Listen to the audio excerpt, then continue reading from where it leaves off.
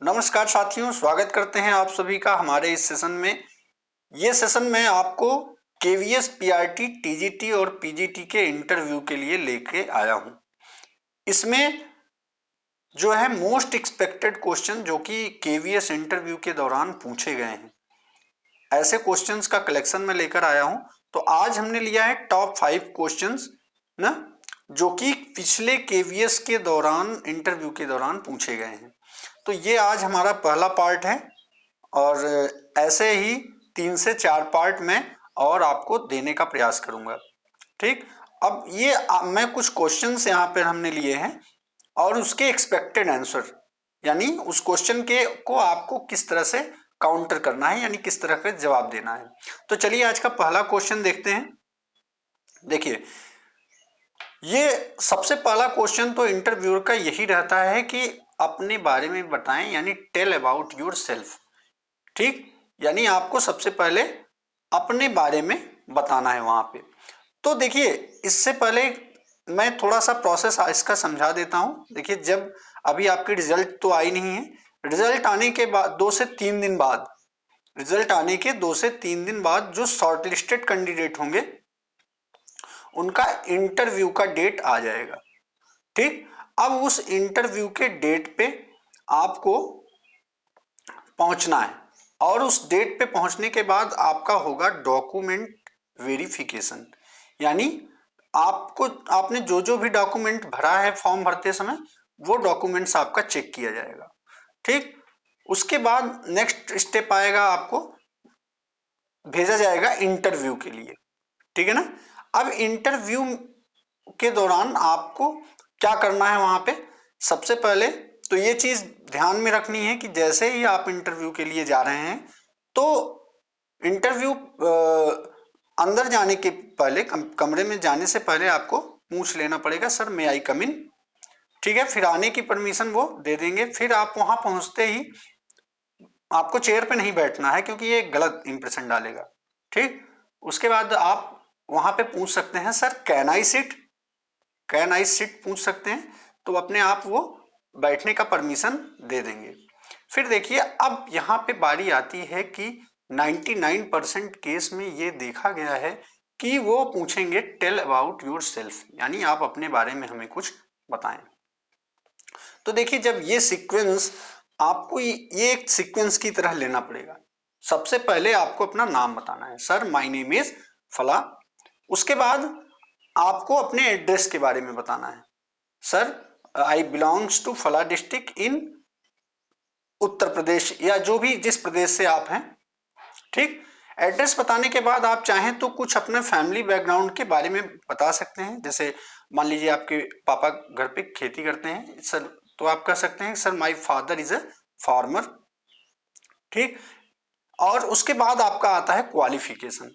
तो क्वालिफिकेशन आपको, आपने लास्ट जो क्वालिफिकेशन अचीव किया है वहां से लेकर आपको अपनी हाई स्कूल या 12th की स्कूलिंग तक बतानी है, यानी ऊपर से नीचे की तरफ आपको बताना है।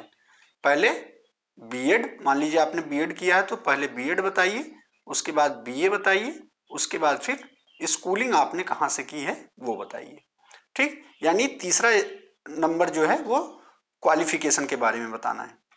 फिर आप आ जाइए हॉबीज, आपकी हॉबीज क्या क्या है, आप अपनी हॉबीज का एनालिसिस करिए।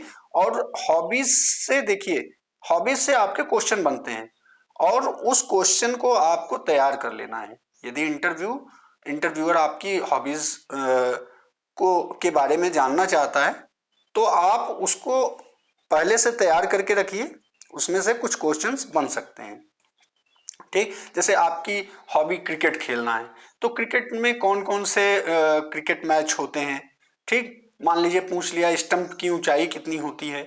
तो इस संबंधित आप अपनी हॉबीज, जो भी आपकी हॉबीज हो उसे आप तैयार करके रखिए। ठीक, फिर देखिए आपकी स्ट्रेंथ के बारे में आपको पता होना चाहिए। ठीक है ना, कभी कभी आपको स्ट्रेंथ के बारे में भी पूछ लेते हैं।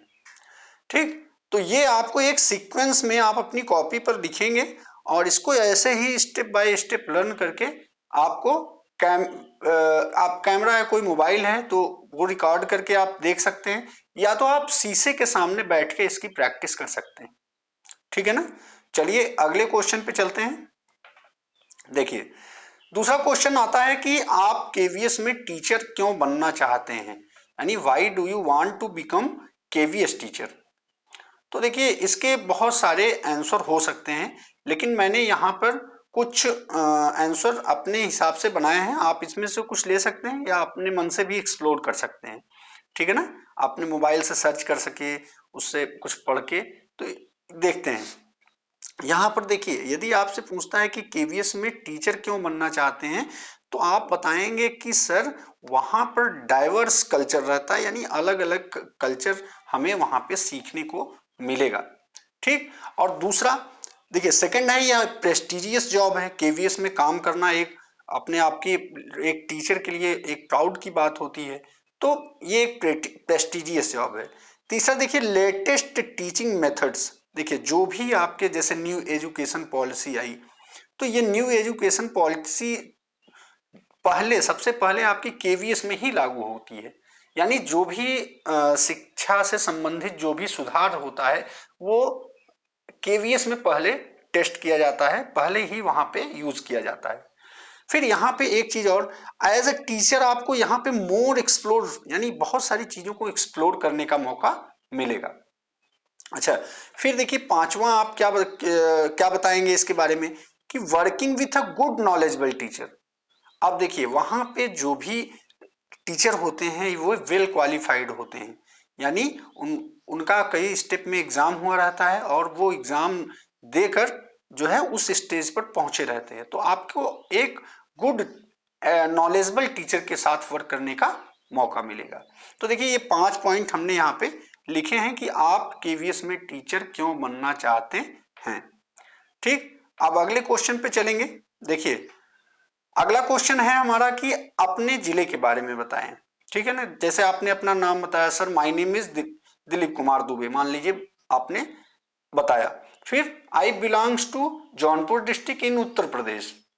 फिर हो सकता है वो क्रॉस क्वेश्चन कर दे कि आप अपने डिस्ट्रिक्ट के बारे में हमें बताइए। तो डिस्ट्रिक्ट के बारे में आपको फेमस प्लेस, यानी वहां के कोई फेमस प्लेस है तो उसके बारे में आप जिक्र करेंगे। वहां पे लैंग्वेज कौन सी बोली जाती है, जैसे बहुत सारी जगहों की जो है बंगाली बोली जाती है या अवधी बोली जाती है, भोजपुरी बोली जाती है, खड़ी हिंदी बोली जाती है। तो अलग अलग जगहों पर जो है अलग अलग तरीके का लैंग्वेज है, तो आप उसको बताएंगे। अच्छा कुछ हिस्टोरिकल इंपॉर्टेंस है, यानी हिस्ट्री से संबंधित कोई चीज जुड़ी हुई है आपके जिले से, तो उसको आप वहां पे मेंशन करेंगे, ठीक है। बहुत शॉर्ट में बताना है, बहुत ज्यादा आपको डीप नहीं जाना है, ठीक है ना।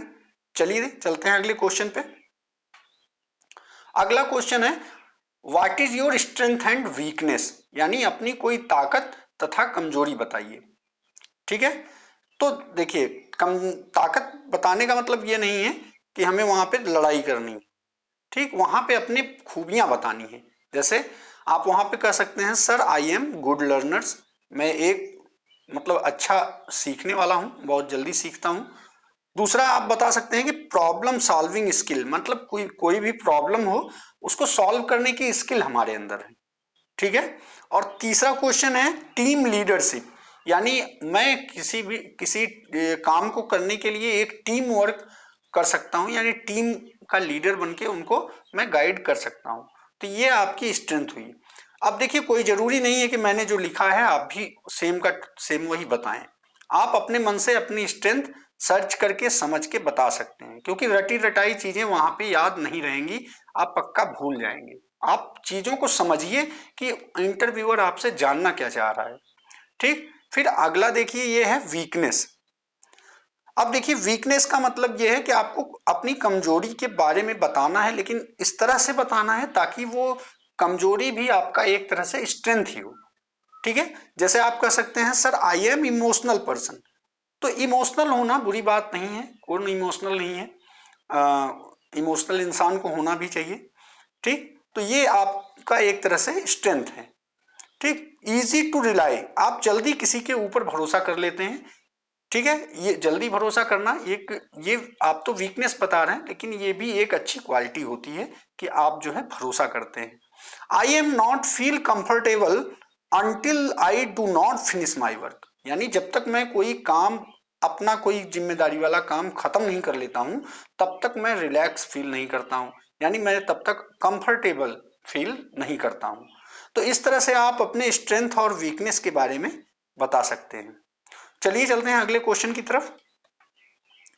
देखिए आज का लास्ट क्वेश्चन, और ये है what is quality of a good teacher, यानी एक अच्छे शिक्षक की क्या क्या विशेषता होती है। तो देखिए अच्छे शिक्षक की विशेषता के बारे में आपको जरूर पता होना चाहिए, क्वालिटी ऑफ गुड टीचर। सबसे पहला है कि डेवोटेड एंड डेडिकेटेड, यानी अपने काम के प्रति पूर्ण रूप से समर्पित। ठीक, आप शिक्षक हैं तो शिक्षक के कर्तव्य के प्रति आपको पूरा समर्पित रहना पड़ेगा। दूसरा है रिस्पॉन्सिबल एंड केयरिंग, आप एक रिस्पॉन्सिबल पर्सन के रूप में, अब टीचर हैं तो टीचर के ऊपर कई जितने भी छात्र हैं उनके सबकी रिस्पॉन्सिबिलिटी होती है और सबको उन्हें केयर करना पड़ता है, कौन समझ रहा है कौन नहीं समझ पा रहा है, कौन किसके अंदर क्या कमजोरी है, इस चीज को उन्हें केयर भी करना रहता है।